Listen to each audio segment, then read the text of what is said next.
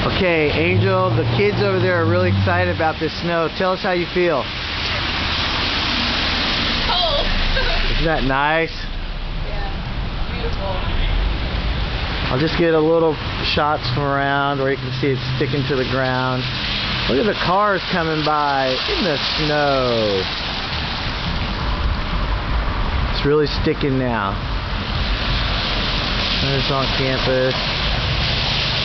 Trying to say hi to Ursula. She won't come out of her little building though. But it's a good snow today.